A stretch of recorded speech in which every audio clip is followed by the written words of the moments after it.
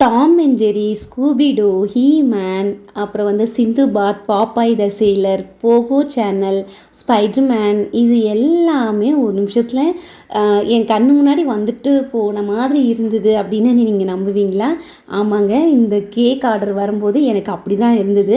ஏன் அப்படின்னா இந்த குழந்தை வந்து சமத்தா ஆண்டி எனக்கு 1.5 கேஜியில் சாக்லேட் ஃப்ளேவரில் தான் வேணும், பிக்காஷோ மாடலில் வேணும் அப்படின்னு சொல்லி கேட்டிருந்தான். ஸோ நான் கேட்டேன், பிக்காஷோ மாடல் எப்படி இருக்கும்னு எனக்கு தெரியாது, ஸோ நீ ஒரு பிக்சர் இருந்தால் மட்டும் எனக்கு அனுப்பிடாக்கன்னா நான் உனக்கு செஞ்சு கொடுத்துட்றேன் அப்படின்னு சொல்லி சொன்னேன்.